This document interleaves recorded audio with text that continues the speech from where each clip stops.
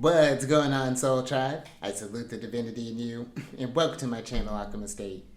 Justin here, and bringing a little nugget to add to the Soul Tribe archive.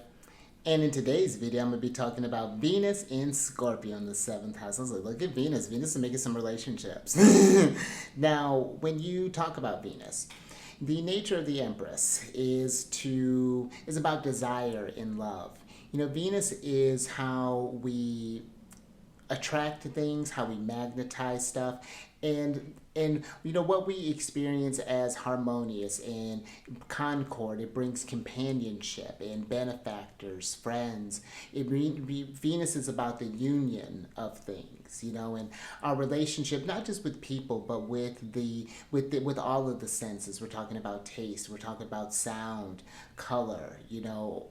The how things feel, whatever in whatever sense I haven't hit on, but all of those senses. Venus is just like how we make in Venus in ancient astrology was known as the lesser benefic. So Venus is bringing, especially in a night chart, Venus is you want to look to see where Venus is at, because that's going to be the most, just on a baseline, that's not factoring in any sort of aspects or anything. Venus is going to be the best benefic for you, for you to work with especially in a night chart. So yeah, we love Venus. Venus does some lovely things. Now, when we talk about Scorpio, Scorpio is traditionally ruled by Mars, and they are the fixed water sign, and they are receptive or yin in nature. And Scorpio is a very interesting sign. They have a very strong, considering that they carry their water with them. They're different than the other water signs. Scorpio is able to channel that psychic water energy and feel that very strongly. They can sense. You can't hide things from Scorpio. Scorpio can sense the undercurrents of things. And when they sense that something's out, they'll latch onto it. They're going to find it. They're going to expose it. And that's a real gift and real superpower for Scorpio to be able to channel those feelings of those psychic energies, and to kind of do those sort of alchemizing things, and to be able to move through the emotions. Because I think ultimately with water energy, you want to just lead with love. And I find that when Scorpio can channel that energy of love into whatever emotions that they happen to be feeling through, to help them move that and change that, it's a really, really incredible gift, I think, that Scorpio has. And you could be like the shamans and healers of the zodiac, but just a real strong, receptive, and observant energy, as well. Very, very high stamina. And then you talk about the 7th house. The 7th house in ancient astrology was known as the 7th house, as the 7th house, obviously, as the setting house. And it's one of the angular houses, so it's got some strength behind it. And the themes that the 7th house covers are going to be like relationships, marriage, partners, other people, even like living abroad can be some things that deal with the 7th house. So when you're working with this placement, a couple of things to consider. You would have a Taurus rising by whole sign, and you're going to want to look to Mars, because Mars is going to deal with this house and of the 12th house, which deals with any sort of like loss, sickness, enemies, or confinement, anything like that. And then Venus is going to be responsible for your 1st house, which deals with like the life, the body, your health, and the beginning of all actions is going to be the 1st house. And then that 6th house, which deals with like illnesses, injuries, subordinates, work, small pets, things like that. So right off the bat, one thing I want to talk about is that this is where Venus finds itself in its detriment. And that just means that it's in the sign that's opposite from its home. So it has maybe a harder time expressing those Venusian qualities in Scorpio. It feels they're not necessarily coming from a grounded place in Scorpio. It's more on the feeling realms here. And I would pay attention to that right off the bat, because your relationships and the relationships that you do attract could very literally, and they do, they can affect your health. You want to pay attention to how, because I would say for one, I could see this as, something, because just because a planet is in its detriment, that doesn't mean it can't do anything. This could be a great one, for example, working in like healthcare. You happen to work in a hospital as a doctor. This could be a nurse, as a surgeon, as a whatever that's looking like. This could, that might be something where physical therapists. But you want to be mindful of how, when you're working with people and working with those illnesses all the time, that you're making sure to take care of your body too. Like, yeah, that Venus is there to help, to relate to others, to build those deep, intimate relationships. And that might be something too, especially if you're involved in any sort of field like that. Again, how much you invest in that, how much you take that on. You want to have those relationships, those sort of like, I want to be there for you, I'm going to do all the things. But if you give too much of yourself, then you're not going to be able to help anybody. So that's something where that's going to be maybe a struggle with trying to, considering Venus is opposing the ascendant, and it's Venus. That doesn't have to be. It's really is a matter of figuring out how to find that self versus other balance. And that's just something that I would learn to take about, even if we're not talking just their physical things that they're going through. Considering that Mars rules that 12th house, even Venus ruling that house of like misfortunes and things like that, can be troubles, bad luck. This could be other people dumping their stuff on you. So that might be something that I would pay attention to, hoping you to take on their problem so that you can help transform that. Because I do think that Venus here does have a lot of power in that, can do that, but it's got to take a lot of that on in order to do that. And I think with having an Earth rising sign, I think Earth signs can hold a lot. I think, but that's the thing though, it can build and build and build and build, and then it can have so much that it can work through. So that's why I would say with that Venus there in the 7th house, it's not just about you taking on other people's things. You have to have an outlet in order to get those things out of that. And that could be just something as simple as maybe working out, having something relationship that you're doing, just something for yourself.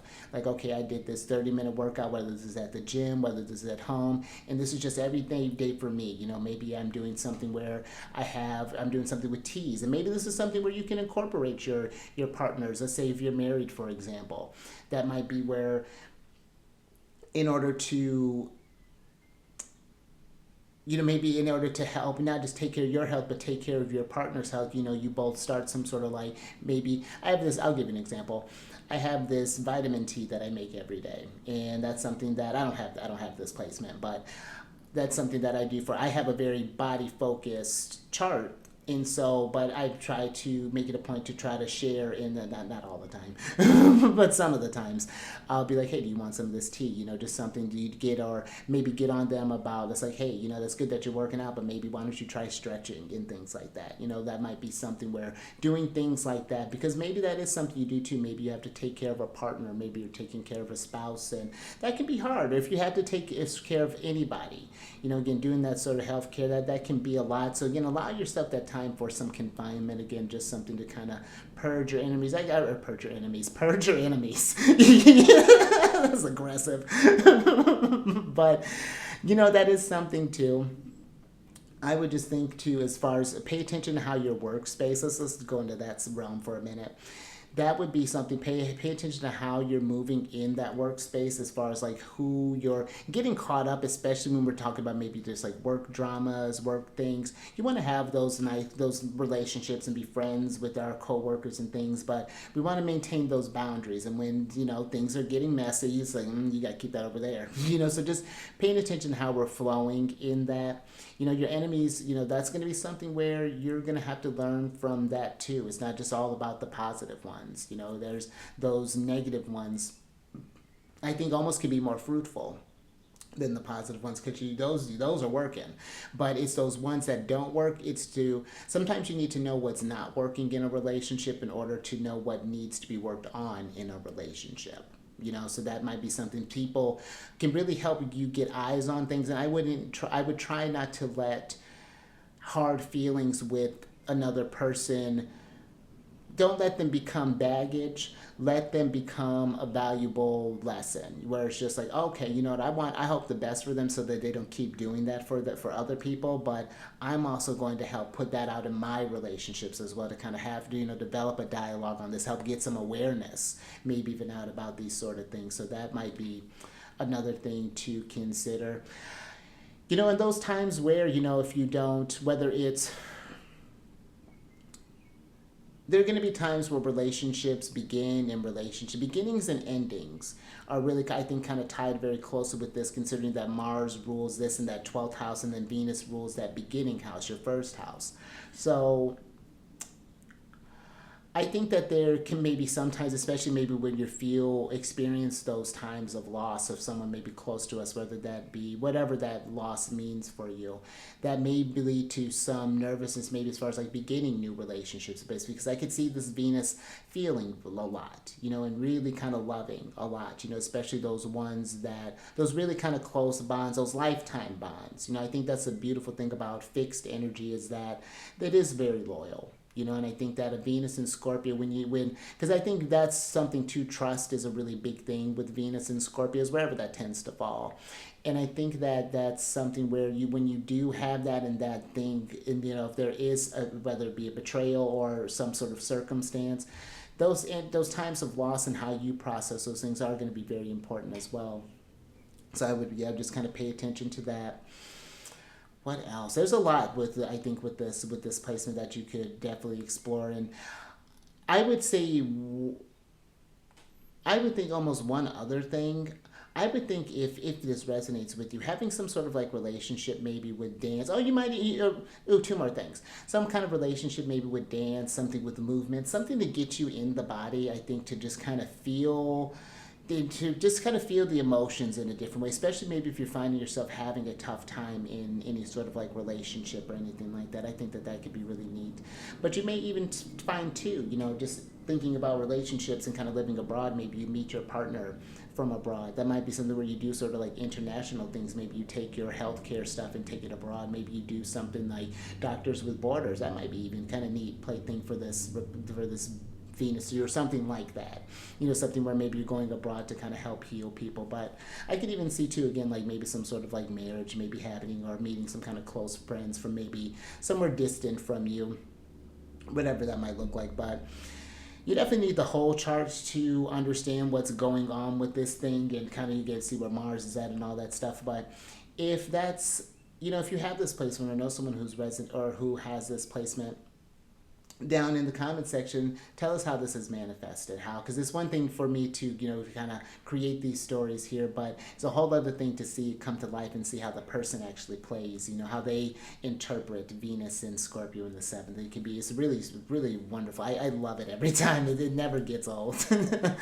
But if that's something too you want to learn how to work with this placement, or any other placements, or maybe you want to deal with, because there's a couple of things that I can do. We can work with the natal chart, or we can do some like electional things where maybe you want to plan a wedding, maybe you want to move, or maybe move abroad, maybe plan a vacation, whatever that might be looking like, sign a lease for a house, or or whatever that might be, start a business. We could do some like electional things. I have, if you have maybe a solar revolution coming up, and we can go over what the year's looking like for you, what are some themes to kind of pay attention to, some things to work on, some themes that are highlighted and how they're going to be highlighted throughout the year, whatever that may be looking like for you. And if you have any questions, my email's down in the description box below, so definitely reach out there.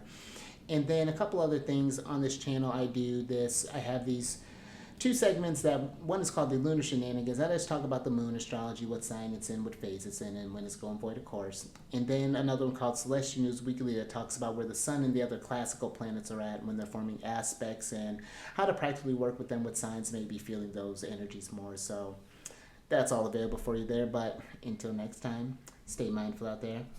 Keep raising that vibration through the roof. And I will catch you on the next one. Later.